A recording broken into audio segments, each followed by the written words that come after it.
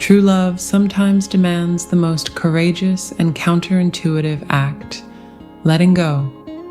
Like a delicate butterfly trapped in cupped hands, sometimes we must open our palms and release what we cherish most, even when every fiber of our being wants to hold on tighter. The paradox of if you love someone, let them go has echoed through generations, appearing in poetry, literature, and wisdom traditions across cultures. Yet its deeper meaning often eludes us when we're caught in the grip of attachment and fear of loss. This timeless truth speaks to the very essence of what love truly means, wanting another's highest good, even when that path leads away from us. The journey of letting go is perhaps one of life's most profound teachers. It challenges our assumptions about love, tests our capacity for selflessness, and ultimately reveals whether we truly love someone or are simply attached to how they make us feel. When we examine this wisdom more closely, we discover that authentic love is more about freedom than possession, more about trust than control, and more about growth than stagnation. Consider for a moment the difference between holding water in clenched fists versus open palms. The tighter we grip, the more quickly it slips away. Yet when we create space and allow natural flow, we often find that what's meant for us remains or returns of its own accord. This paradoxical truth lies at the heart of why letting go can be the ultimate expression of love. The wisdom of letting go doesn't mean giving up or stopping care. Rather, it's about having the courage to honor both their freedom and our own truth. While the path of release may be painful, it often leads to deeper wisdom, stronger self-love, and the possibility of more authentic connections.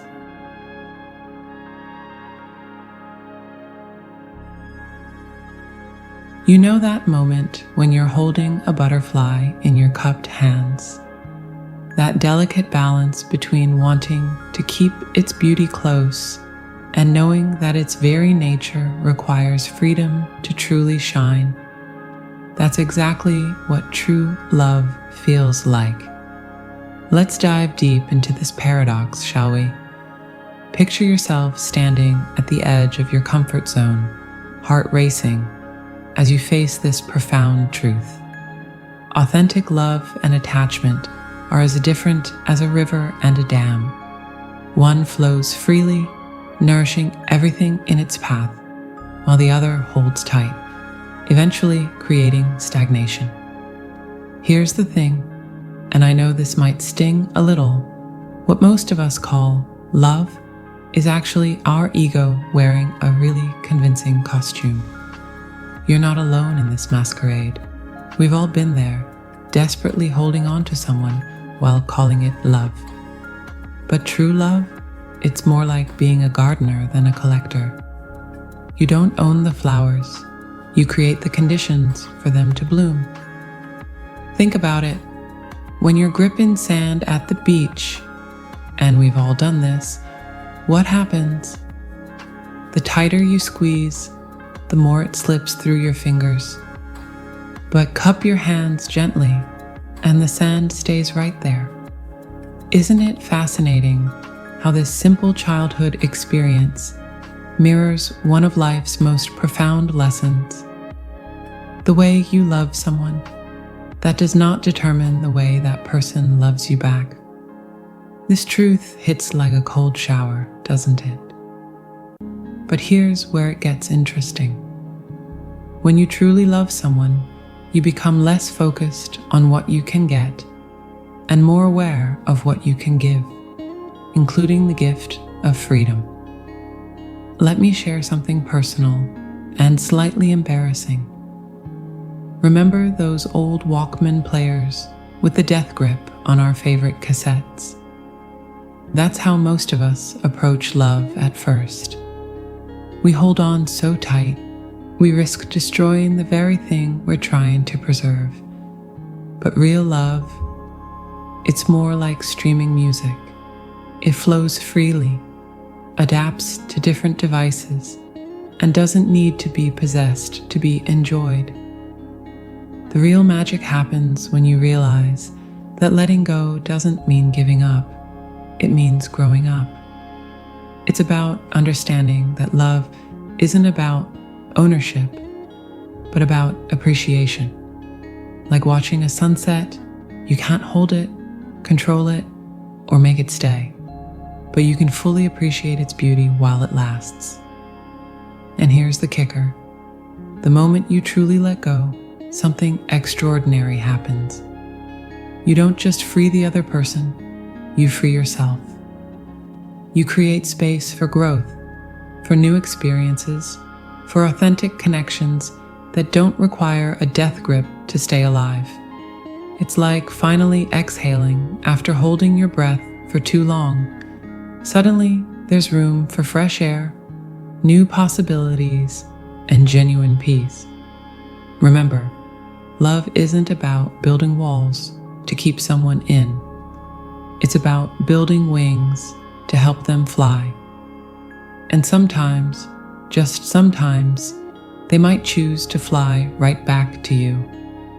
Not because they have to, but because they want to.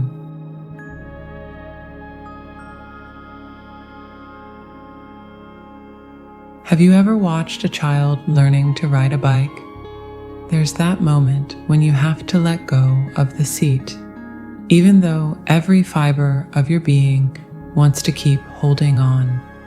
Your heart races, your hands twitch to grab back on, but you just know that this is the only way they'll ever learn to fly on their own. That's exactly what true love feels like. It's that exhilarating, terrifying moment of release when you choose to give someone the greatest gift of all, their freedom. You know what's funny? We humans are absolutely terrible at this. We're like those people who buy beautiful birds just to keep them in tiny cages, then wonder why they stop singing. Think about it. When was the last time you truly gave someone the freedom to choose you? Not the I'm giving you space, but secretly checking your online status every 5 minutes kind of freedom, but real, authentic liberation. Yeah, I thought so. I'm guilty of this too, by the way. My phone's search history could tell some embarrassing stories. You see, love isn't about possession. It's about appreciation. When you truly love someone, you become less like a security guard and more like a gardener. Instead of building walls to keep them in, you create the conditions where they can bloom. Sometimes that means stepping back and watching them grow in directions you never expected. And yes, sometimes that means watching them grow away from you. But here's the beautiful paradox. The more freedom you give, the more authentic the connection becomes.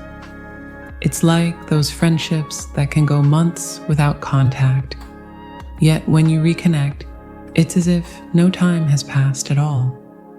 That's what real love feels like, spacious, unbounded, and completely free from the suffocating grip of fear and control.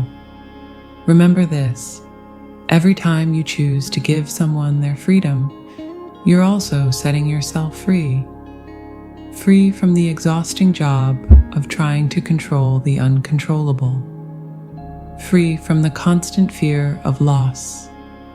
Free from the heavy chains of attachment that masquerade as love, but are really just fear wearing a pretty dress. And you know what's the most ironic part? The moment you truly let someone be free, free to stay, free to leave, free to choose their own path, that's often the moment they choose to stay. 'Cause real love isn't about chains, it's about wings. And sometimes those wings lead them right back to you. So maybe it's time to ask yourself, are you loving someone, or are you just afraid of losing them? Because trust me, there's a world of difference between the two. And in that difference lies the secret to true love. The kind that sets both hearts free to dance their own dance, yet somehow always finds their way back to the same rhythm.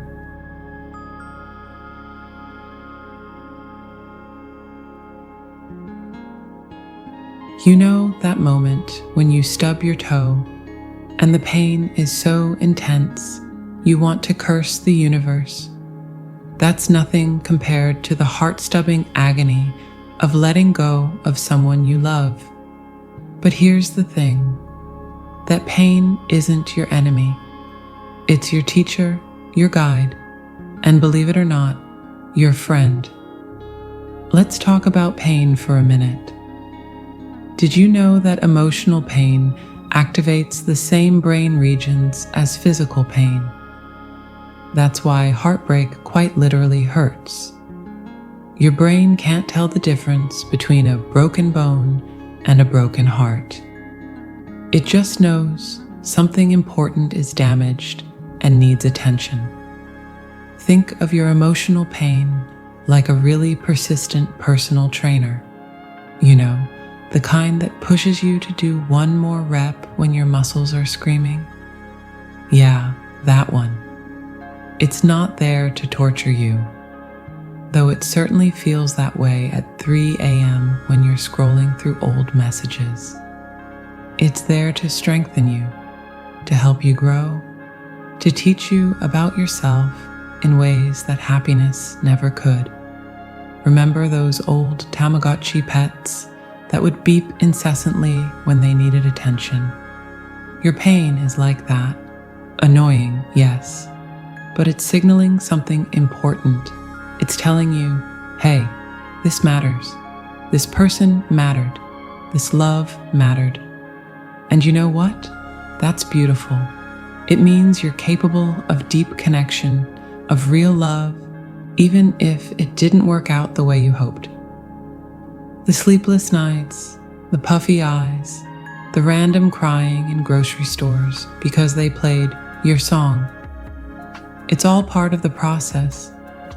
Think of it as emotional spring cleaning. Sure, it's messy and uncomfortable, but it's necessary for new growth. You're not just losing someone, you're making space for something new. Though right now, that probably feels about as comforting as someone telling you there are plenty of fish in the sea while you're drowning. Here's a truth that might sting a bit. The pain isn't just about them. It's about all the futures you imagined, all the plans you made, all the dreams you wove together. It's about the Sunday mornings that will never happen, the inside jokes that will never be shared, the children who will never be born. You're not just grieving a person, you're grieving a whole universe of possibilities. But, and this is important, this pain has a purpose. Like a forest fire that seems devastating, but actually clears the way for new growth. Your heartbreak is creating space for transformation. Each tear is watering the soil of your future self. Each sleepless night is preparing you for a new dawn. And you know what's kind of funny? One day, maybe sooner than you think, you'll look back at this pain with a strange kind of gratitude, because it's teaching you that you can survive what feels unsurvivable. It's showing you your own strength, even when you feel weakest. It's proving that your heart, this amazing muscle of emotions, can break and still keep beating. So feel it all. Let the waves of grief wash over you. Write the angry letters you'll never send. cry in the shower, scream into your pillow, dance badly to break up songs. This isn't weakness, it's courage in its rawest form. You're not falling apart, you're falling into a new version of yourself.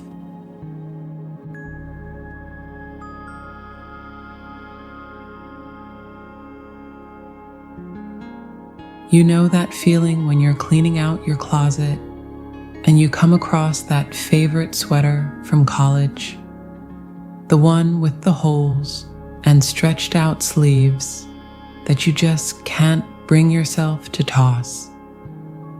That's exactly how we cling to relationships that no longer fit, except instead of moth holes, we're dealing with soul holes. Here's the thing about growth. It's like trying to do yoga in a phone booth. You can't stretch into who you're meant to be when you're cramped by the boundaries of who you used to be. Sometimes relationships become those phone booths, familiar and comfortable, but ultimately limiting. Think about a garden for a moment. When you first plant seeds, they need to be close together, but as they grow, you have to thin them out. It feels cruel, doesn't it? Pulling up perfectly good seedlings to make room for others to thrive. But without that space, none of them would reach their full potential. That's what happens in relationships sometimes. Two people start growing in different directions, like trees reaching for different patches of sunlight. You can try to bend and twist to accommodate each other, but eventually something's got to give. And you know what? That's not just okay, it's necessary. Remember those friendship bracelets we used to make as kids? The ones where you had to tie someone to your wrist while you braided the threads? Well, relationships can be like that too. Sometimes we're so focused on staying tied together that we forget we're actually preventing each other from moving freely. The real magic happens in the space between people. It's like dancing. You need room to move, to spin, to express yourself. Try doing the tango while glued together at the hip, and you'll end up with bruised toes and wounded pride. When you give someone space to evolve, you're not just setting them free, you're setting yourself free too. It's like finally taking off those shoes that pinch your feet, but look so good. Sure, they're beautiful, but is the discomfort really worth it? Sometimes the bravest thing you can do is admit that something beautiful isn't necessarily right. And here's the plot twist that nobody tells you about. The growth that comes from letting go isn't just about learning to live without someone. It's about learning to live with yourself. It's about discovering that you're not just the gardener in your life. You're also the garden. And sometimes you need to pull up some deeply rooted relationships to make room for new growth. So maybe it's time to ask yourself, are you holding on to someone because they help you grow, or because you're afraid of what might grow in the space they leave behind? Because here's the truth, that space isn't empty at all. It's fertile ground for becoming who you're meant to be.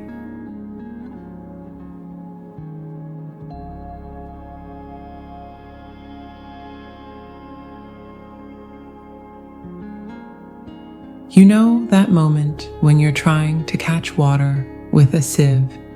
No matter how fast you move or how carefully you try, the water keeps slipping through. That's exactly what it's like when you're fighting against reality in love.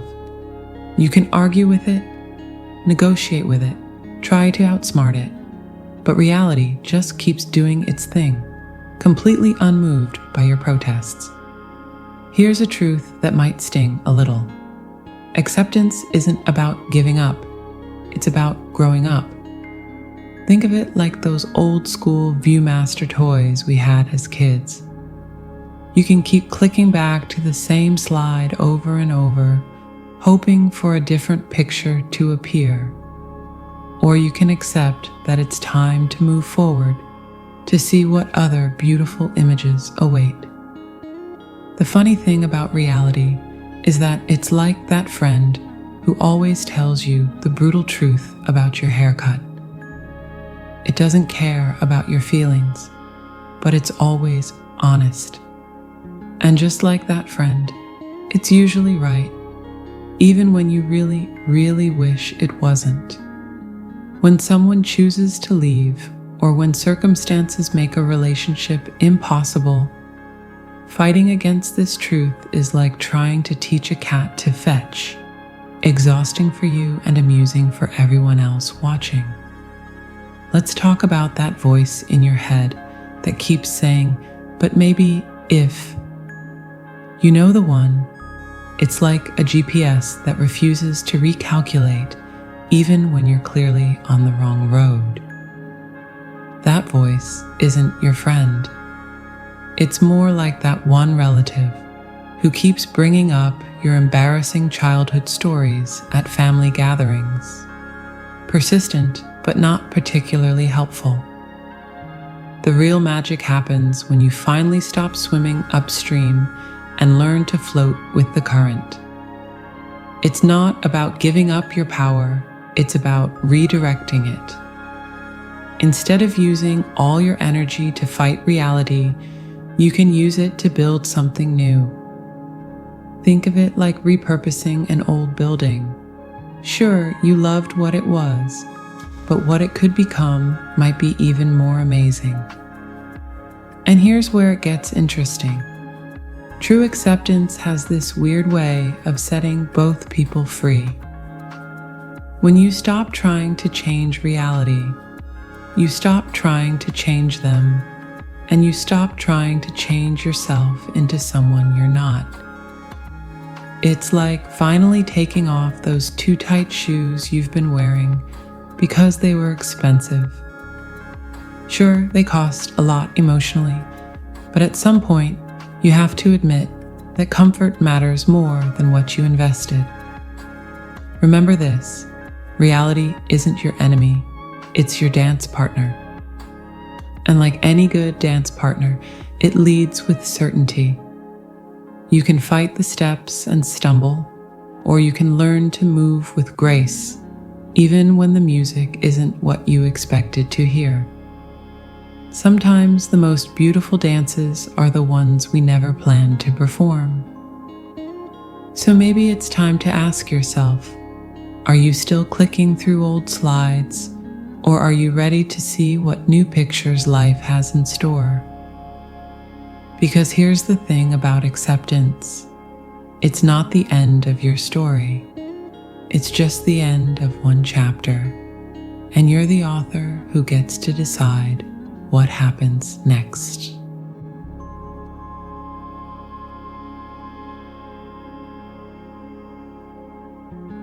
In conclusion, letting go of someone we love isn't about giving up. It's about having the courage to honor both their freedom and our own truth. While the path of release may be painful, it often leads to deeper wisdom, stronger self-love, and the possibility of more authentic connections. Remember that sometimes the greatest act of love is simply opening our hands and trusting that what's meant for us will remain or return naturally. As you navigate your own journey of letting go, know that this isn't the end of your story. It's simply the end of one chapter. And like all great stories, the most beautiful chapters often come after the most challenging ones. Trust that by honoring both your love and the need to release it, you're creating space for something even more authentic to emerge. whether that's a renewed relationship with yourself or an unexpected return of what was meant to be yours all along.